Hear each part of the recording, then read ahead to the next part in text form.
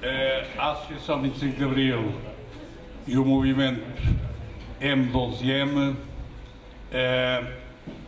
no âmbito da ligação que estabeleceram para algumas iniciativas, estamos a promover hoje mais uma. Podemos considerá-la um complemento àqueles debates que fizemos sobre o aprofundamento da democracia. Não estava inicialmente previsto, mas, e por isso mesmo, está a ser já realizado depois do documento com conclusões preliminares, que, como foi dito, não é um documento fechado, mas de qualquer maneira este debate está-se a dar já depois daquele documento e esperemos que venha a contribuir para uma melhoria do próprio documento. Como foi dito, foi divulgado por nós, no âmbito ainda do aprofundado da democracia, estamos a debater este documento que divulgamos com grupos específicos. A primeira experiência que tivemos não foi nada famosa. Nós convidámos os jornalistas deste país, todos que tínhamos e-mails, enviámos para cima de 300 e-mails e compareceram 3 jornalistas ao debate connosco. Portanto, o que mostra bem o ambiente que se vive, que eu não quero classificar no meio da comunicação social, dos profissionais da comunicação social, que tão pouco interessados se mostraram perante um tema como aquele que nós tratamos no documento de conclusões preliminares no âmbito do debate sobre a aprofundar a democracia. Como também já vos informámos, vamos organizar depois do verão mais alguns debates no âmbito de outras áreas, da economia, da sociedade em geral, do ambiente, enfim, da estratégia. Portanto, achamos que a situação do país, que não se resolveu certamente com as eleições, porque não há remédios milagrosos, a situação do país justifica que continuemos o debate e a nossa intenção da Associação 25 de Abril, neste momento estamos a fazê-lo e com muito gosto com o M12M, não quer dizer que não façamos outras iniciativas, tal como o M12M certamente fará iniciativas próprias, nós também iremos fazer outras iniciativas próprias, mas a nossa intenção é pôr as pessoas a debater, a discutir, dentro do princípio que continuamos a defender, que da discussão terá que nascer a luz, terá que sair a luz.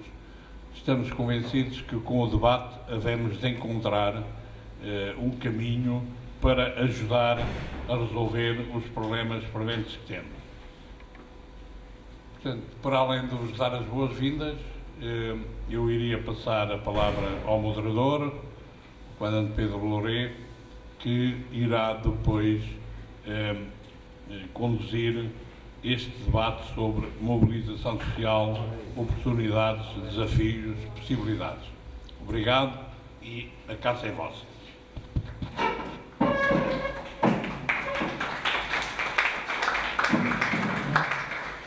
Então, boa tarde. Obrigado também por terem vindo.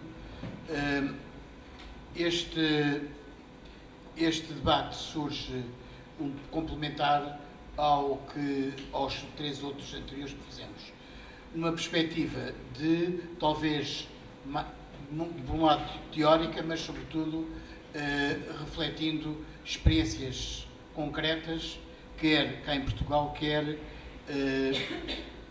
do Brasil e dos Estados Unidos e, penso que, dos países nórdicos. Catalunha.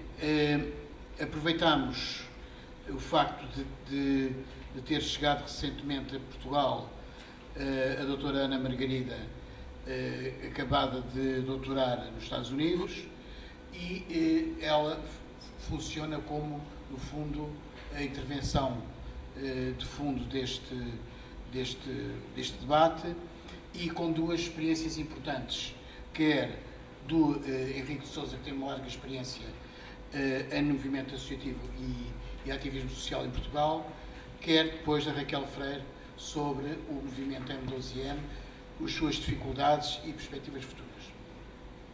Não me vou alongar, portanto, até para depois termos o debate o mais prolongado possível. Iria primeiro dar a palavra ao Henrique de Sousa, que é um conhecido ativista social, é membro da ATAC Portugal, da Comissão Nacional de Apoio ao Tribunal Russell sobre a Palestina e de outras organizações sociais e cívicas. É investigador doutorando em Ciência Política e estuda a interação do movimento sindical e dos movimentos sociais com a qualidade da democracia e com a formação das políticas públicas. Portanto, iria passar ao Henrique de Sousa, que nos irá falar sobre movimentos sociais, resistência social e produção de alternativas. Muito obrigado. Boa tarde a todos. Cabe-me então o papel de introduzir este debate em primeiro lugar. Vou procurar situar o meu contributo para a reflexão coletiva na relação, como aqui foi dito, entre o atual quadro político, a experiência dos movimentos sociais e dos processos de resistência social em Portugal e aquilo que podemos considerar expectável a partir da vontade e da possibilidade da ação coletiva nos próximos tempos do nosso país. Eu creio que temos consciência de que um novo ciclo político começa agora com a entrada em funções deste governo, em que o objetivo de cumprir o programa da Troika serve uma ambição clara da direita de ir mais além, como eles próprios proclamam, sobretudo até agora em inglês, vamos ver agora a tradução em português desse mais além, em que claramente procuram instrumentalizar este programa da Troika na perspectiva da mudança que proclamam e que venderam de forma ilusória durante as eleições. A maioria política de que se reclamam tem algumas fragilidades e, portanto, na análise dos riscos, das oportunidades e das possibilidades para o movimento social em Portugal e para os processos de resistência e de protesto e de produção de alternativas, é nesse espaço que me situo e certamente é nesse espaço que o conjunto dos participantes neste debate se situam também. Importa bastante fazer também a análise das fraquezas e das possibilidades que neste quadro se nos oferecem. Eles têm, é certo, uma maioria política e uma maioria parlamentar que legitima o governo do ponto de vista institucional, mas representam apenas 25% dos eleitores e não devemos ter isto, não nos deve fugir isto da perspectiva na análise da relação de forças social próxima a futuro. Apenas 25% dos eleitores portugueses votaram nos partidos de direita que constituíram agora o governo. Não venhamos agora, não vale a pena meter a história dos abstencionistas, dos falsos eleitores, que não têm a dimensão que alguns estudos têm apresentado, porque esses estudos normalmente iludem um facto muito importante, é que também há os eleitores da imigração, embora sejam um problema real, não é isso que está, mas que não inquina muito os dados, tal como sumariamente aqui são colocados. Os outros 75% dos eleitores, como é que vai ser? Que reação vão ter às políticas que lhes vão cair em cima, que nos vão cair em cima? E parte dos 25% que votaram neles, como é que vão reagir? Sendo certo, em maior ou menor grau, que uma parte desses 25% votaram na direita resignadamente como forma, ou como voto estratégico, ou voto útil, para correrem com um personagem que estava há 6 anos no governo a infernizar-nos a vida a todos. E as maiores abstenções de sempre em eleições para a Assembleia da República e para as eleições presidenciais, que no caso das eleições presidenciais até terão estado, isto já é uma análise do Foro Psicanalítico, provavelmente em parte, pelo menos, a contribuir para o profundo azedume e rancor que marcou a intervenção presidencial na noite das eleições, já que vai ficar para a história com esse label. É o Presidente da República Portuguesa até hoje que foi eleito com a maior abstenção de sempre e com a mais baixa votação de sempre na democracia portuguesa. Certo que temos também uma situação à esquerda de desgaste e derrota histórica global da esquerda.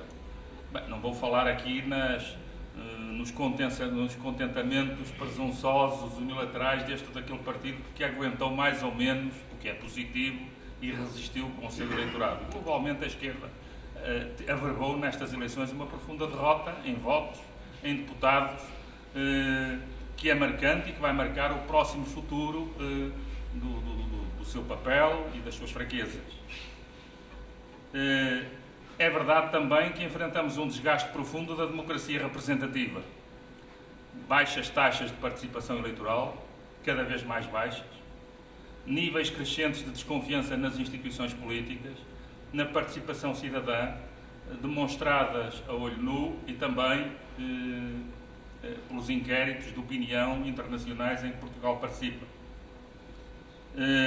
Neste quadro, que é um quadro que também tem elementos contraditórios, porque do outro lado vemos também a emergência de ativismos sociais, de crescimento dos ativismos organizados nas redes sociais, de focos de resistência na rua, de manifestações como a de 12 de março.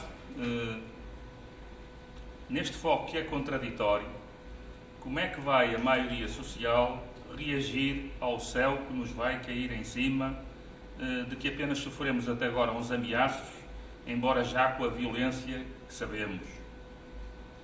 É aqui que creio que o impulso aos movimentos sociais em Portugal pode ter um importante papel, a par do reconhecimento e luta por uma representação institucionalizada de interesses do capital e do trabalho que seja eficaz para reequilibrar as forças do trabalho face ao capital, na formação das políticas públicas.